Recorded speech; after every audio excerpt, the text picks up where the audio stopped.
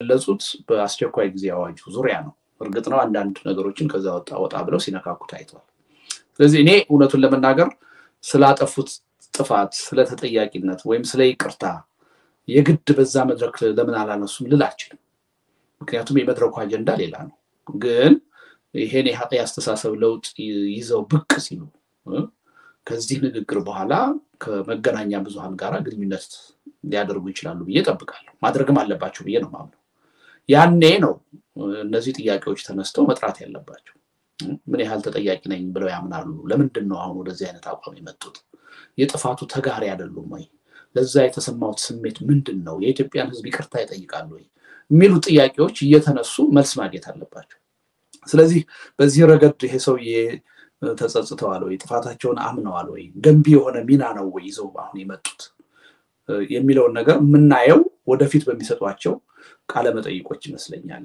እና መስጠትም አለባቸው የሚል እምነት አለኝ እዚህ ላይ ካቆሙ ሌላ ጉዳይ ነው በፓርላማው ግን እነዚህ ነገሮች ሳያነሱ መቅረታቸው እንደ ትልቅ ጉድለት ተደርጎ መነሳቱ ተገቢ መስሎ አልታየኝም ለምን ከአጀንዳው ጋር ስለማይሄድ አንዱ ይሄ ነው ሁለተኛው ግን አሁንም በሚዛን ነው ማየት ያለብን በኔ እምነት አቶ ገዱ የጠፋውን ጥፋት ሁሉ እንደሚጋሩ ስተት መሆኑን አምነው የኢትዮጵያን ህዝብ በግልጽ በይፋ ይቅርታ ከጠየቁ ትልቅ ነገር ነው ብዬ ነው ማለት ያስከብራቸው ይችላል የሚል እምነት ነው ያለኝ ስለዚህ ይሄን የማድረግ ኃላፊነት አለባቸው ብዬ አምናለሁ ይሄን ማድረግ ከቻሉ በኋላ ደግሞ አይ ትናንት እንደዚህ ነበሩና አሁን አንሰማቸውም የፈለገ ነገር ቢሉ አናምናቸውም የሚል አስተሳሰብ መያዝን ትክክል ነው የሚል እምነት የለኝ እና ሰዎች ካሁን በፊት ለሰሯቸው ስራዎች ለወሰዷቸው ኃላፊነቶች ላጠፉት ጥፋት ኃላፊነት መውሰድ አለባቸው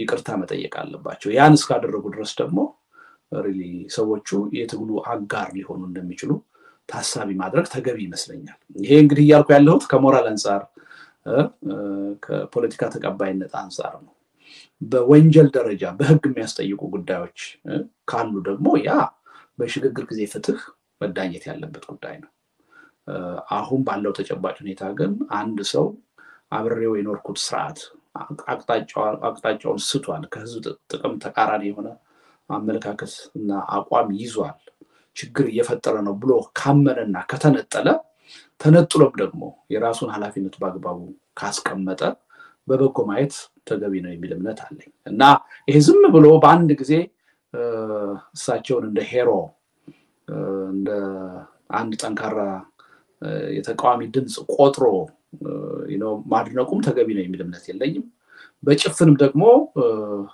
ለማራከስ መሞከሩም ተገቢ ነው የሚል እምነት የለኝም እና ጉዳዩን በሚዛን ማየት ያለብን ይመስለኛል ነገር ግን በፓርላማው ውይይት ወቅት ያነሷቸው ነጥቦች የተናገሯቸው ነገሮች ግን ምንም የሚወድቅለት ነገር ያለ አልመሰለኝም ብዙዎቹን ሐሳቦች ሁላችንም የምንጋራቸው ናቸው አንዳንድ ነገሮች ቢጨመሩ ብለን ልንል እንችላለን ግን የተነሱት ሐሳቦች በጣም መሰረታዊ የሆኑ የሥርዓቱን ምንነት ሥርዓቱ የተረሰበትን አስከፊ ደረጃ የሚገልጹ ነጥቦች ናቸው የተነሱት ነጥቦች በመፍትሄ ደረጃ የሚያነሷቸው ነገሮች ተገቢ ናቸው የሚል እምነት አለ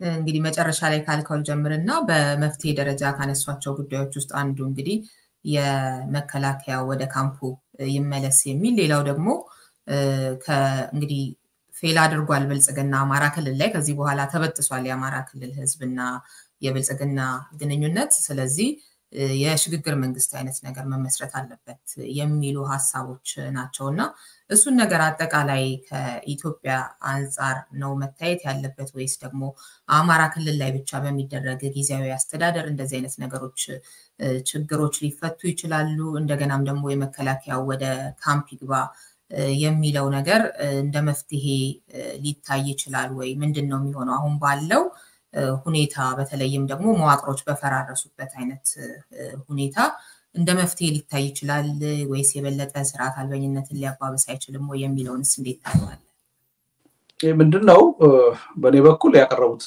ሐሳብ ተገቢ ነው የሚል እምነት ነው ያለኝ ለምንድነው እሳቸውም እንዳሉት የአማራ ክልል ህዝብ ከዚህ በኋላ በብልጽግና ፓርቲ የሚመራበት እድል አለ ማለት አይቻልም የብልጽግና ፓርቲ ህዝቡ በተደጋጋሚ ጥያቄ አቅርቦ ሮሮ አቅርቦ ከኔ ጥቅም ፍላጎት ጋር አልቆምክም እንደውም እየበደልከኝ ነው ከዚህ አቅጣጫ ውጣ የህዝብን አጀንዳ ይዘህ መታገልና ማታገል አለበት የሚል ተደጋጋሚ ጥያቄ ነው ሲያቀርብ ነበር የሚሰማው አላገኘም ህዝቡ ይልቁንም ከስርዓቱ ጋር ሆኖ ህዝቡን የሚጎዱ ውሳኔዎችን ሲያራምድ ነው ያየነው የአማራ ብልጽግና ስለዚህ ከዚህ በኋላ የአማራ ህዝብን ሰላማዊ በሆነ ሁኔታ የማስተዳደር እድል አለው ማለት አይቻልም ስለዚህ ከሌለው ምንድነው መሆን የሚችለው ክልሉ መንግስት አልባ ሊሆን ነው ማለት ነው ይሄ አማራጭ አይደለም ስለዚህ መንግስት አልባ መሆን የለበትም እሱም ያስተዳድር ቁጥጥር ከሌለውና ያስተዳድረው ካልቻለ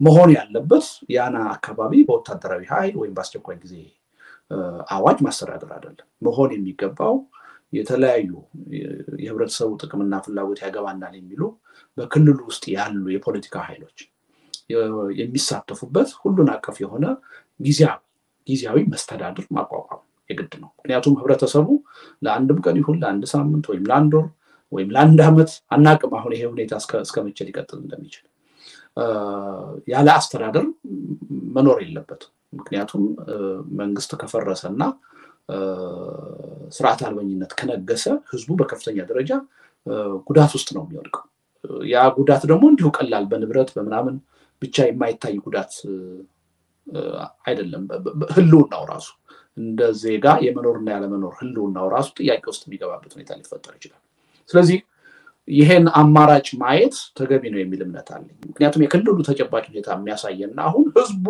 በመንግስት ላይ አምጿል ከዚህ በኋላ ልታስተዳድረኝ ልገዛኝ አትችልም በቅቶኛል ብሏል አንድ ህዝብ ተጨባጭ በሆነ ሁኔታ በጎላ ሁኔታ እንዲህ አይነት አቋም በያዘበት ጊዜ ያን አካባቢ ያን ህዝብ በወታደራዊ ኃይል ማስተዳደር አይቻልም ወይም ደግሞ ይሄን የጠላውን ከዚህ በኋላ አትገዛኝም ያለውን የፖለቲካ ኃይል ወስዶ በመጫን ሰላምና መረጋጋትን ማምጣት ይቻላል የሚል እምነት የለም ስለዚህ የሚሻለው ምንድነው ትግራይ ላይ ሲሆን እንደታየው አንድ ጊዜያዊ የሆነ ዘለቄታዊ የሆነ መፍትሄ እስኪመጣ ድረስ ጊዜያዊ የሆነ የሽግግር አስተዳደር ማቋቋም ነው ያ የሽግግር አስተዳደር ደግሞ ሁሉን አቀፍ እንዲሆን ማድረግ ነው ይሄ ተገቢ መፍትሄ ነው የሚል እምነት አለኝ ከዛው ጋር ተያይዞ ያነሱት ጉዳይ መከላከያ ሰራዊቱ ወደ ካምፕ ይግባ የሚል ነው ይሄም መጥፎ አማራጭ አይመስለኝም በነገራችን ላይ ወደ ካምፕ ይግባ ሲባል ከአማራ ክልል ይውጣ ማለት ላይሆን ይችላል አማራ ክልልም ካምፕ ኖሮት እዛ ካምፕ ላይ ሊቀመጥ ይችላል የኢትዮጵያ መከላከያ ሰራዊት ነው በማንኛውም የሀገሪቱ ክፍል ካምፕ መስርቶ የመቀመጥ መብት አለው ህገ መንግስታዊ መብት አለው ስለዚህ አማራ ክልልም ቢሆን ካምፕ ውስጥ ይቀመጥ ህብረተሰቡ ውስጥ ገብቶ አሁን ያደረገ ያለው ጦርነት ዘላቂ መፍትሄ አያመጣም በአጠቃላይ ችግሩ በወታደራዊ ኃይል አይፈታም በመከላከያ ጣልቃ ገብነት አይፈታም የችግሩ ምንጭ ፖለቲካዊ ነው መፍትሄው ፖለቲካ ነው ይሄ ፖለቲካ መፍትሄ ደግሞ የሚመጣው በጦርነትና በኃይል አይደለም በውይይት በድርድር በስምምነት ነው ስለዚህ ወደዛ አቅጣጫ ነው መከድ ያለበት ወደዛ አቅጣጫ እንዲከድ ከተፈለገ ይሄ ግጭት መቆም አለበት ይሄ ጦርነት መቆም አለበት ጦርነቱ እንዲቆም ደግሞ ሰራዊቱ በህዝቡ በሚኖርባቸው ከተሞች መንደሮች ውስጥ አይደለም ተሰክስጎ መኖር ያለበት ካምፕ ውስጥ መግባት አለበት ያ ካምፕ ሲባል ግን በኔ መረዳት የግድ ከአማራ ክልል ውጪ ማለት አይደለም ከአማራ ክልል ውጪ ሊሆን ይችላል አማራ ክልል ውስጥ ሊሆን ይችላል ያ መብት እንዳለው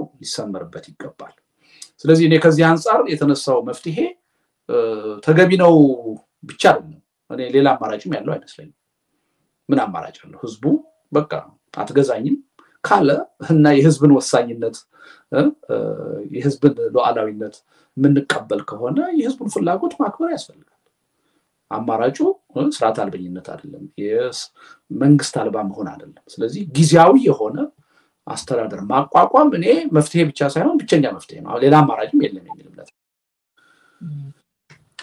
ምናልባት የትግራይ ክልል ያለውንም እንደዚሁ የጊዜያዊ አስተዳደር ሁኔታ በእርግጥ ህወሓት የተጫነው ቢሆንም እሱንም ማንሳት ይቻላል አሁን የአማራ ክልል ተመሳሳይ የሆነ የመፍትሄ ሐሳብ ነው እየቀረበበት ያለው እንግዲህ ካለው ችግር አንፃርና እንግዲህ ኦሮሚያ ላይም ያው የግድ ካልሆነ በስተቀር ለ5 አመታት ምን አይነት ውጊያዎች እየተካሄዱ እንደሆነ ይታወቃል ይሄ በኢትዮጵያ ደረጃ የማይሆነውና እንደዚህ በክልሎች ደረጃ እየቀረበ ያለው የመፍትሄ ሐሳብ እሱ ነገር እንደው በአጠቃላይ ይቅርታ ጥያቄውን እውነቱን ለመናገር በተሟላ ሁኔታ አልመለስኩትም ምንድነው ያልኩ ያለሁት ይሄ በክልል ደረጃ የሚቋቋመው የክልል ጊዜያዊ አስተዳደር እንደ ጊዜያዊ መፍትሄ ነው መቆጠር ያለበት የክልሉ ህዝብ አሁን ኢትዮጵያ ውስጥ መንግስት አለ ደካማም ቢሆን የምንፈልገው ነገር እያደረገም ባይሆን ከፍተኛ የሆነ ቀውስ ውስጥ እያስገባን ቢሆን መንግስት አለ መንግስት የለሽ ሁኔታ ውስጥ ኢትዮጵያ ገና አልገባችም አማራ ክልል ግን ኦልሞስት አሁን መንግስት የለሽ ሁኔታ ውስጥ ነው የገባው ስለዚህ ወዲያውኑ ህዝቡ ሊተዳደርበት የሚችል አዲስ ሜካኒዝም መፈጠር አለበት ያ ሜካኒዝም ጊዜያዊ ነው ሊሆን የሚችለው ችግሩ በዘላቂነት እንዴት ነው መፈታት ያለበት ወደሚለው ከመጣን ግን ምንም ሌላ ጥያቄ አይደለም የሚያስፈልገው ይሄ በክልል ደረጃ የሽግግር አካል ያስፈልጋል እንደምንለው ሁሉ በአገር ደረጃም አንድ የሽግግር መንግስት ማቋቋም ነው ለምን መንግስት አሁን በስልጣን ላይ ያለው መንግስት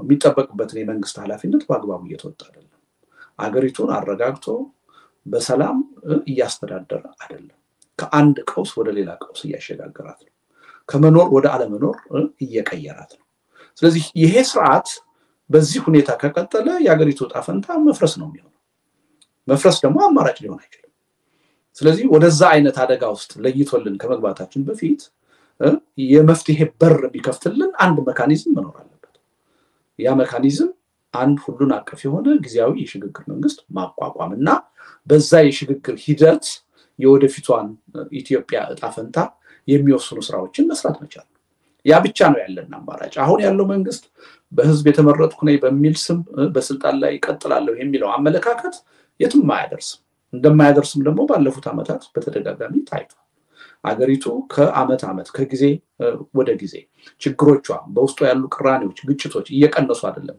የመጡት የበለጠ እየተባባሱ የበለጠ እየተወሳሰቡ ነው የመጡት አንድ ወቅት ላይ ነገሮች ከቁጥጥራችን ውጭ ሊሆኑ ይችላሉ መንግስት የለሽ ሁኔታ ውስጥ ልንገባ እንችላለን ከዛ በኋላ ተመልሶ መንግስት ማቋቋም በጣም ከባድ ነው የሚሆነው አገርና ህዝብ እንደዛ አይነት ሪስክ ሊወስድ አይገባው እዛ ላይ ነው ያለነው ስለዚህ በክልል ደረጃ የሚቋቋሙ መስተዳድሮች ጊዜያዊ የሆኑ መፍትሄዎች እንደሆኑ መታወቅ አለበት በአጠቃላይ ግን ችግራችንን በአገር ደረጃ ካልፈታን ነገ ከነገ ወዲያ ሌሎች ክልሎችም ትግራይና አማራ ክልል ወደ ገቡበት ቀውስ ውስጥ ነው የሚገቡት ስለዚህ ይሄን ጉዳይ በወሳኝነት ሊፈታ የሚችለው የመፍትሄውን በር ሊከፍትልን የሚችለው ሁሉን አቀፍ የሆነ አዲስ የሽግግር መንግስት ማቋቋም ነው ምክንያቱም አሁን ባለው የኢትዮጵያ ተጨባጭ ሁኔታ ብልጽግና የሚባለው ፓርቲ በተለይም ዶክተር አብይ አህመድ አገሪቱን መምራት እንደማይችሉ ለመምራት የሚያስችል አቅም ወይም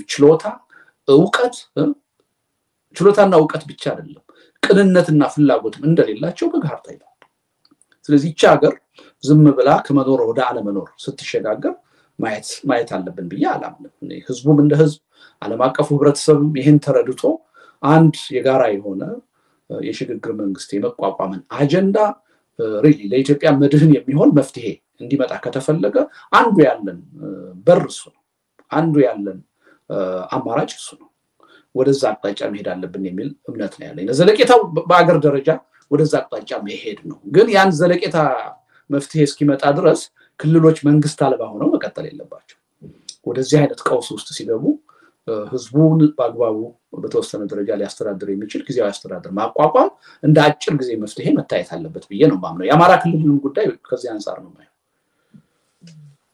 እሺ እንግዲህ ሌላኛው ደግሞ የሰሞኑ መነጋገሪያ ነጥብ ወደሆነ ጉዳይ ሊሄድና አቶ አንዳርጋቸው ጽጌም እንደዚሁ ከሀገር መውጣታቸው ተገልጿል በተለያየ አይነት መንገድ ደግሞ የምንሰማቸው የተለያዩ መረጃዎች አሉ ነገር ግን ቢቢሲ አማርኛ ላይ ደግሞ የሰጡት ሰፊ ኢንተርቪው አለና ይሄ እንግዲህ አቶ አንዳርጋቸውም ከዶክተር አብይ ጋር ያላቸው ጥብቅ የሆነ ግንኙነት የሚታወቅ ነው በኢንተርቪውም ላይ እንደገለጹት በተለይ ደግሞ ከኤርትራ ጋር በተጀመረው ግንኙነት ውስጥ ከዋና ሰዎች ውስጥ አንዱ ነው ተብለው ሲጠየቅ አይ እንደውም ዋነኛ ሰዎች ውስጥ አንዱ ሳይሆን ብቸኛው ሰው ነኝ ይሄን ግንኙነት በመፍጠር የሚልም አስተያየት ነው የሰጡትና ይሄ እንደዚህ አይነት ሰዎች ሳይቀር አሁን ዋናዎቹ ቅድም እንደገለጽከው ቲም ለማ ተብለው ሲገለጹ ከነበሩት ሰዎች ውስጥ በዋናነት ከሚጠቀሱት ውስጥ አቶ ገዱ እንደዚህ አይነት ንግግር ማድረጋቸው አቶ አንዳርጋቸው ደግሞ እንደዚህ አይነት ቃለ መጠይቅ መስጠታቸውና ከሀገር ምንም ማድረግ አልተቻለም ስለዚህ ከውጭ ሆኖ መታገል ይሻላል በሚል መውጣታቸው እነዚህ አይነት ነገሮች ሲደመሩ ቅርብ የሚባሉ በርካታ ከስርዓቱ ጋር ግንኙነት ያላቸው ሰዎች ገሸሽ እያሉ መሆኑ ይሄ እንግዲህ አዲስ ለውጥ ለመምጣት አመላካች ሊሆን ይችላል ወይስ ደግሞ ብዙዎቹ ሰዎች አይ የሆነ ነገር ሊመጣ ነው በሚል እንደው ተመልሶ የመገልበጥ አይነት ነገር ነው? በጣም በርካታ ሰዎች ስለሆኑ በዚች በአጭር ጊዜ ውስጥ ወይም በጥቂት ወራት ውስጥ የዶክተር አብይን ስርዓት እየተቃወሙ ያሉት ይሄኛው እንደዚህ አይነቶቹ ሰዎች መምጣት ለትግሉ የሚጨምረው አንድ ነገር አለ ወደ መልካም ለውጥ ይወስደናል ወይስ ደግሞ እንደዚህ አይነቱ ነገር በበዛ ቁጥር የበለጠ ትርምስምስ ነው የሚያወጣው? እንዴት ነው እይታ? የአቶ አንዳርጋቸው ጉዳይ በተወሰነ ደረጃ ቀደም ስለ አቶ ገዱ አንዳርጋቸው ስናገር ካነሳዋቸው ነጥቦች ጋር ይያያዛል። በተወሰነ ደረጃ ደግሞ ይለያል። ይሄን የምንበት ምክንያት አለኝ። እኔ ሌሎች ሰዎች ስለ አቶ አንዳርጋቸው የሚናገሩት ነገር ሁሉ ትቼ ራሳቸው አምነው የተቀበሏቸውን አንዳንድ ነገሮች ማንሳት ብችል ለምሳሌ አሁን እንዳልሽው ከሻቢያ ወይም ደግሞ ከአቶ ኢሳያስ አፈወርቂ ጋራ ዶክተር አብይ ግንኙነት እንዲኖራቸው ያደረኩት እኔ ነኝ ብለው ተናግረዋል በእርግጠኝነት። እንደውም ያን ኃላፊነት ከሌሎች ሰዎች ጋር አልጋራም ብቸኛ ሰው ነኝ ይሄን በማድረግ ብለዋል። እንግዲህ የአቶ ኢሳያስ ከዶክተር አብይ ጋራ ከተገናኙ በኋላ ለኢትዮጵያ ምን ፋይዳ መጣ? ያን ግንኙነት ተከትሎ ኢትዮጵያ ውስጥ ምን ተፈጠረ የሚለውን ነገር ማየት የሚያስፈልግ ይመስለኛል።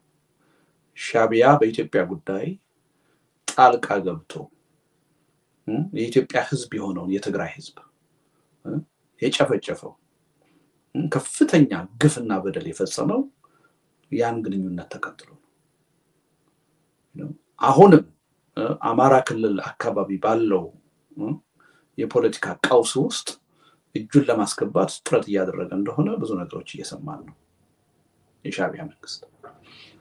ስለዚህ በዚህ ግንኙነት ምክንያት ኢትዮጵያ ውስጥ ላለፉት 5 ዓመታት ለተፈጠረው ችግር ሻቢያ ኢትዮጵያ ውስጥ ለፈጸማቸው ወንጀሎች ራሳቸው ኃላፊነት ይወሰዱ ይመስለኛል አቶ አንዳርጋቸው። ለዛ ሁኔታ ተጠያቂ ናቸው። ሁለተኛ ይሄ ስርዓት ይሄ 5 ዓመቱ ማለት ነው የዶክተር አብይና ቡድናቸው ኃይል ወደ ስልጣን ከመጣ በኋላ ከፍተኛ የሆነ ድጋፍ የሰጡ ሰው ናቸው አቶ አንዳርጋቸው። ድጋፍ መስጠት አይደለም የለውጥ ሂደቱ የነ ዶክተር አብይ የለውጥ ሂደት የሚመራው እኛ ጽፈን በሰጠነው ፍኖተ ካርታ የሚል ነገር በድፍረት በአደባባይ ሲናገሩ ተደምጠዋል። አሁን ሀገሪቱ ውስጥ እየሆነ ያለው ነገር ሁሉ እሳቸው በሰጡት ፍኖተ ካርታ ነው ሲመራ የነበረው ማለት ነው። እንግዲህ አሁን ወጥተው ከመናገራቸው በፊት ስለተፈጸሙት ስህተቶች ሲናገሩ ሰምተናቸው አናውቅም። ህዝቡ ይሄን ስርዓት እንዲደግፍ ይሄን ስርዓት የሚቃወሙ ኃይሎችን ህዝቡ እንዳይቀበል እንዲያወግዝ እንዳውም አንዳንድ ጊዜ እሳቸውና እሳቸው የሚመሩት ሚዲያ በአደባባይ እነከሌ የሚባሉ ግለሰቦች እነከሌ የሚባሉ የፖለቲካ ኃይሎች እርምጃ ሊወሰድባቸው ይገባል ልንታገሳቸው አይገባም የሚል አቋም ሲያራምዱ ነው ያየነው። ኦላ በሽብርተኝነት ሊፈረጅ ይገባል ቲፒኤልኤፍ በሽብርተኝነት ሊፈረጅ ይገባል የሚል አቋም ሲያራምዱ ነው የምናውቀው። ከዛም በላይ በትግራይ ላይ የተካሄደውን ጦርነት እንዲውስ ብሎ መደገፍ አይደለም። ዩኒፎርም ለብሰው የሚሊተሪ ዩኒፎርም ለብሰው ግንባር ድረስ ሄደው አቶ አንዳርጋቸው የደገፉ ሰው ናቸው። መደገፍ ብቻ አይደለም በአረመናዊ ጭካኔ ጠላቶቻችን ልንገል ይገባል ብለው በአደባባይ የተናገሩ ሰው ናቸው። በአረመናዊ ጦርነት ህግ አለው ስርዓት አለው። አረመኔነትና ጦርነት አብረውም አይሄዱም። አሁን ባለው የ21ኛው ክፍለ ዘመን እስከዛ ድረስ ያሉ ሰው ናቸው። ከዛም ውጪ በጦርነቱ ወቅት የውጭ መንግስታት ጣልቃ ገብተው ጦርነቱን የማስቆም ሚና እንዳይኖራቸው ሲከላከሉ የነበሩ ሰው ናቸው። ኖሞር በሚባለው ሙቭመንት ዋና ተዋናኝ የነበሩ ሰው ናቸው። የአሜሪካንን ባንዲራ እስከማቃጠል ድረስ እርምጃ መውሰድ አለብን ብለው በአደባባይ የተናገሩ ሰው ናቸው። ከዛ በኋላ ችግሩን በስምምነት በድርድር ለመፍታት ሙከራ ሲደረግ በምንም ተአምር ከወያኔ ጋር የሰላም ድርድር ውስጥ መገባት የለበትም። ይሄ ኃይል ከምድረገጽ እስካልጠፋ ድረስ ጤና ልናገኝ አንችልም፣ ሰላም ልናገኝ አንችልም ብለው በአደባባይ አቋም ያራመዱ ሰው ናቸው። ይሄን ሁሉ ነገር ያደረጉ ሰው ነው አቋቋምኩት ያሉትን መገናኛ ብዙሃን አገር ቤት አስገብተው በዶክተር አብይ ሎቢ አድራጊነት ከሰዎች ገንዘብ እየተቀበሉ ራሳቸው ያመኑት 30 ሚሊዮን ብር ከነጋዴዎች ተቀብለዋል። ዶክተር አብይ ስልክ ደውለው ተጽዕኖ ፈጥረው ነው ለሳቸው ሚዲያ ገንዘብ እንዲከፈል የተደረገው። ይሄ ኮራፕሽን አይደለም ካሉ የኮራፕሽን ትርጉም የገባቸው አይመስለኝም። አሁን ስርዓቱን እየወቀሱ ያሉት በኮራፕሽን ነው። ከዛም አልፎ አቶ አንዳርጋቸው ኢትዮጵያ ውስጥ የሚገኝን ገንዘብ በጥቁር ገበያ እየቀየርኩ ውጭ ላለው ኢሳት ልክ ነበር እስከማለት ድረስ በድፍረት ተናግረዋል። ይሄ እንግዲህ ከተጠያቂነት ውጭ ሆነው እንደልባቸው ቢናገሩ ሰው ነው የነበሩት። ይሄን ሁሉ ያደረገ ሰው ድንገት አንድ ቦታ ላይ መጥቶ ጸጸቱን ሳይነግረን ይቅርታ ሳይጠይቅ ላጠፋው ጥፋት ተጠያቂነት እንዳለበት ምንም አይነት ነገር ሳይናገር እንዲህ አይነት አቋም ይዞ ሲመጣ እንዲሁ በጸጋ መቀበል ተገቢ ነው የሚል እምነት የለኝም። በጣም የሚገርመው በጣም ያስገረመኝና ያሳቀኝ ነገር ለምንድነው ከሀገር የወጡት የሚል ጥያቄ አንዳንድ ጋዜጠኞች ሲያቀርቡላቸው በጣም ሲደነቁ ገርሞኛል። ሲቆጡ አይቻቸዋለሁ። ምንድነው የምትለው? ሀገር ውስጥ የሚሆነው ነገር አታውቅም እንዴ? ለምንድነው የማልወጣው? እንዴት እንዲህ አይነት ጥያቄ ትጠይቀኛለህ ሲሉ ሰምቻለሁ። ምን ያህል ግብዝ እንደሆኑ ነው የተረዳሁት። እነዛ ጋዜጠኞች ኢትዮጵያ ውስጥ ምን ያህል ችግር እየተፈጠረ እንደሆነ ተገንዝበው ከሳቸው ቀደም ብለው ተገንዝበው ሲያጋልጡ የነበሩ ናቸው። እና ማንም ሊነግረኝ አይገባም፣ በቃ ዛሬ እኔ ስናገር ነው ሁሉ ነገር ትክክል ብሎ ማለት ይሄ ግብዝነት ነው። ስለዚህ እኔ አቶ አንዳርጋቸው አሁን ላይ መጥተው ይሄን አቋም ማራመዳቸው በራሱ ችግር ነው ብያለሁ። ግን በጥንቃቄ መታየት አለበት። እንዴ እስካሁን ድረስ ለጠፋው ጥፋት ዋና ተዋናይ ሆነው ቁልፍ ተዋናይ ሆነው ሮድማፕ ሰጥተው የስርዓቱ ዋና ተጽዕኖ ፈጣሪ ሆነው ከሻቢያ ጋር ግንኙነት እንዲፈጠር አድርገው ጦርነትን ደግፈው የውጭ ተጽዕኖን ተቃውመው የሰላም ድርድርን ተቃውመው እዚህ ያደረሱትን ስርዓት መተው ሲቃወሙ እንዴ በቃ የስካሁኑ አለፈ ከዚህ ጀምረን ወደፊት እንሂድ ሊባል አይችልም። ምንድነው የተጠያቂነት ድርሻቸው? ላጠፉት ጥፋት የኢትዮጵያን ህዝብ ይቅርታ ይጠይቃሉ ወይ? ለዚህ ስርዓት 5 ዓመት መቆየት እኮ የነዚህ ተዋናኞች ሚና እጅግ ቁልፍ ነው። ይሄ ስርዓት ህዝብ እንዳያውቀው ህዝብ እንዳይቃወመው ህዝብ እንዳይታገለው በማድረግ ረገድ ትልቅ ሚና የተጫወቱ ሰው ናቸው። አንድ ይሄ ጥንቃቄ መደረግ አለበት። እኔ እውነቱን ለመናገር የፈለገ ሰው የልቡን ሲሰራ ከርሞ ድንገት አንድ ቀን መጥቶ ተቃዋሚ ሲሆን ምናጨበጭብና በጸጋ ምንቀበል ከሆነ ዝም ብለን ይሄ ትልቅ አደጋ አለ ማለት ነው። ለብዙ ሰዎች ምናስተላልፈው መልእክትም በጣም አደገኛ የሆነ ነገር ነው። አቋም መያዝ የለብንም ማለት ነው። ከህዝብ ጋር መቆም የለብንም ማለት ነው። ስርዓቱ ጠንካራ ነው መቀጠል ይችላል ብሎ ያመነ ዜጋ ሁሉ ከስርዓቱ ጋር ሰርቶ ስርዓቱ ሊወድቅ የተቃረበ ሲመስለው ወጥቶ መቃወም በቂ ነው ማለት ነው። ይሄ ለትውልዱ በጣም የተሳሳተ መልእክት ነው። በኃላፊነት ስሜት ለሚንቀሳቀስ ማንኛውም ዜጋ እንዲህ አይነቱ ነገር በጣም አሳሳቢ አንድ ይሄ ሊሰመርበት ይገባል። አቶ አንዳርጋቸው የወደፊቱ የትግል አካል ይሁንም አይሁን ወጥተው በዚህ ደረጃ ለመናገር የሞራል ብቃት የሚኖራቸው ህዝብ ሊያዳምጣቸው የሚገባው ላለፉት 5 ዓመታት የሰሯቸውን ነገሮች በአግባቡ አምነው ሲቀበሉ ነው። ለዛም የኢትዮጵያን ህዝብ ይቅርታ ሲጠይቁ አንዱ ይሄ ነው። ሁለተኛ እሳቸው በቀጥታ መጥተው የትግሉ አካል እንደሚሆኑ ነው እየነገሩን ያለው። ኢቭን የትግሉ አካል ሆናለሁ ሲሉ ይዘውት የመጡት አጀንዳ እጅግ አደገኛ ነው። በጥንቃቄ መታየት ያለበት ጉዳይ ነው። አሁን የአማራ ህዝብ ከፌደራሉ መንግስት ጋር ጦርነት ውስጥ በገባበት ሁኔታ ዋናው ጠላት የሚመጣው ዋናው ጥቃት የሚመጣው ከትግራይ ነው። የትግራይ ኃይሎች አማራ ክልልን እንደገና ለመውጋት እየተዘጋጁ ነው። ይሄን ያህል አርሚ ያላቸው የሚል አጀንዳ ነው ይዘው የመጡት። እኔ ለኢትዮጵያ የሚያስፈልገው አሁን የዚህ አይነት አመለካከት አይደለም። የጎንዮሽ ትግል እንዲቆም የጎንዮሽ ቅራኔ እንዲቆም ህብረተሰቡ በዙሪያው ያለውን ቅራኔ አለመግባባት በመግባባት በመቻቻል በመደራደር እንዲፈታ ተራጠረው መረጃውን ነው የምትጠራጠረው ወይስ? አዎ ተራጠራለሁ። እኔ እንደ አቶ አንዳርጋቸው አይነት ሰው ታሪካቸውን ስለምናውቅ ማለት ነው ወደዚህ አይነት ሁኔታ ሲመጡ በጥርጣሬ መታየት አለባቸው ይያምናሉ። ሪሊ እየተቀጣጠለ ያለውን የህዝብ ትግልም ውሃ ሊጨልሱበት ይችላሉ፣ አቅጣጫውን ሊያስቱት ይችላሉ። የዛ አይነት ዘመቻዎች ደግሞ አሁን በስፋት እያየን ህብረተሰቡ ትኩረቱን ወደ ሌላ አቅጣጫ እንዲያደርግ፣ ወደ ትግራይ እንዲያደርግ፣ ወደ ኦሮሚያ እንዲያደርግ እኔ ሪዮት ዛሬ ወይም ትናንት አይተሽ ሊሆን ይችላል አንድ ሰርኩሌት እየተደረገ ያለ ቪዲዮ አለ።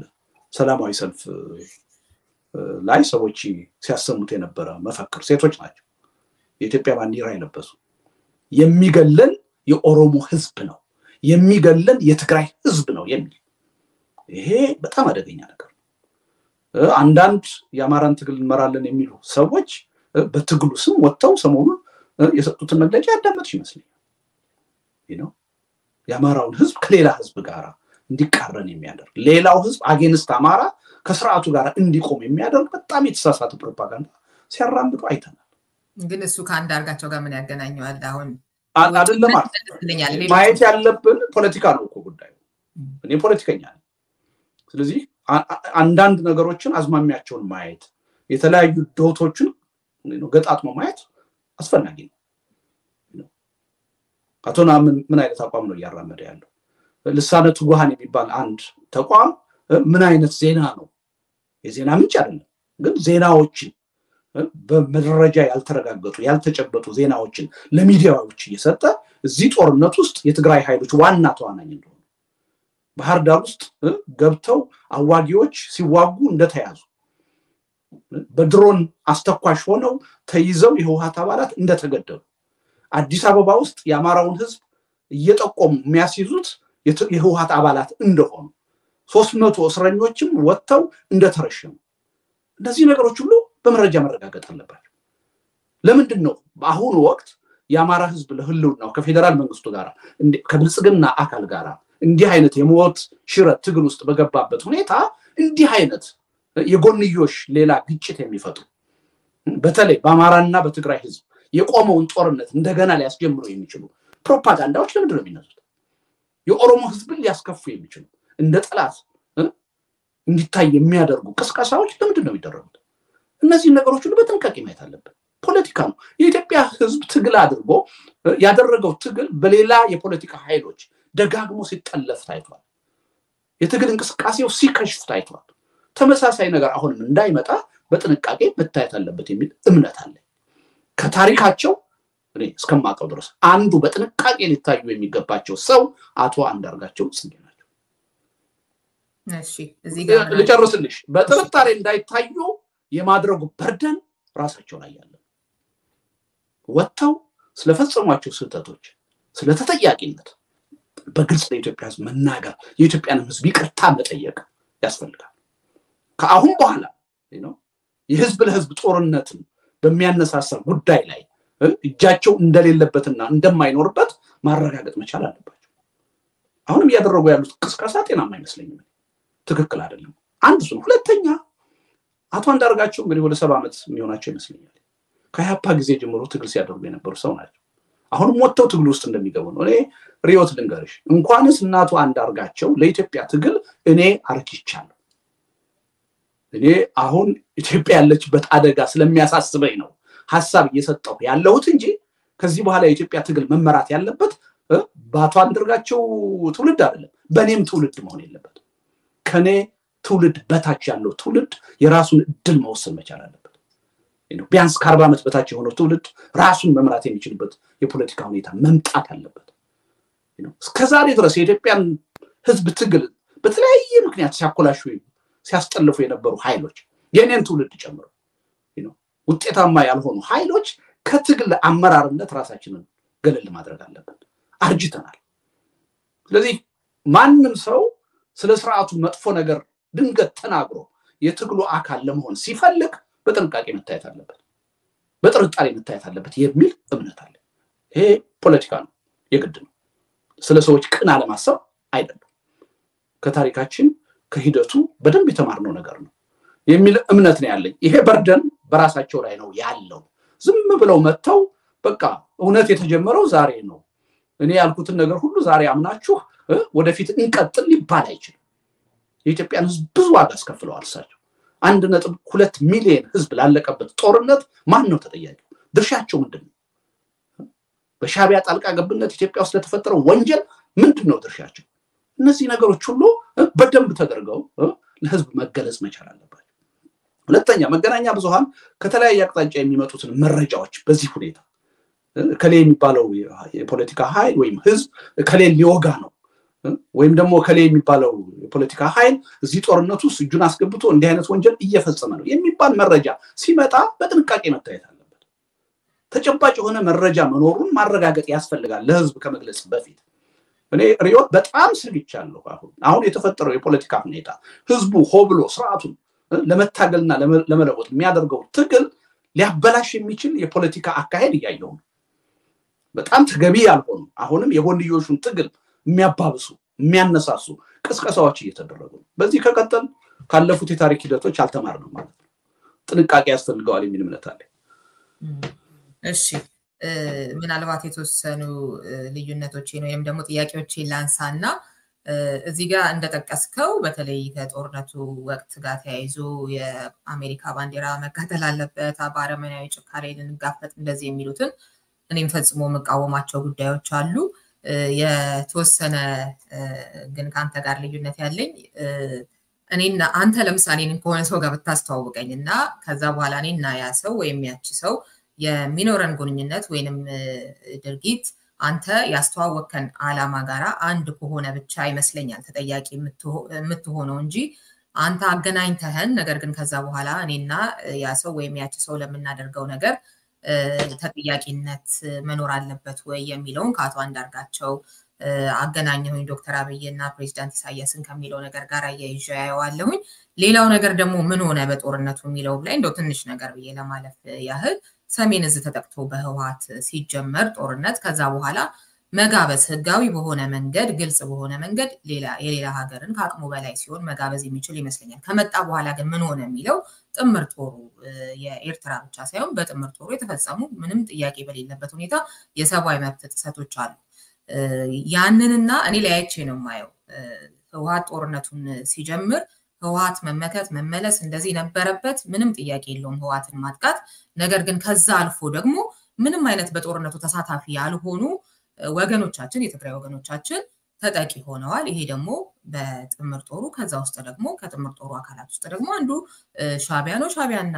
ህዋት ደግሞ ባላቸው ግንኙነት ያሉ ቂም በቀሎች እንደዚህ ይታወቃሉ እሱ ላይ የምትለው ነገር ይገባኛል ግን ካነሳሱ ጀምሬ ለማየትና ለምንድን ነው የሆነው ከዛ በኋላ በዚህ ሂደት ውስጥ መመለስ ሌላ ጉዳይ ነው ህዋትን ከህዋት አልፎ ግን ህዝብ ማጥቃት ደግሞ ሌላ ጉዳይ ነውና ይሄም ተደርጓል ይሄ ጥፋት ነው ግን ይሄን ለማድረግ ነው ወይ ያገናኙት የሚለው በኔ በኩል እሱን የሚያሳይ ነገር ያለ ስለሌለ እንደ ጥፋት የማየቱን ነገር ትንሽ ይከብደኛል ሌላው እንግዲህ ሰላም መምጣቱ ጥሩ ነበር ግን ግለሰቦች ላይ የተንጠለጠለ ሆነ ሀገር በሀገር ደረጃ አልሆነም እንደገና ደግሞ ወደ ሌላ ጦርነት ምናልባት ሊጋብዝም የሚችል በቅጡ ያልተበጀ አይነት ግንኙነት ሆነ የሚለውን ያው ከመጀመሪያውም ግንኙነቱ ኢትዮጵያና ኤርትራ ሲፈጠር ጀምሮ መፈጠሩ ጥሩ ሆኖ ሰላም ግን በሀገር ለሀገር ደረጃ ነው ህዝብ ለህዝብ ደረጃ ነው ወይስ በመሪዎቹ ላይ ተንጠለጠለ ነው የሚለው ግን ያው እሱ ላይም ችግር ስላለ በዛ መልኩ አየዋለሁ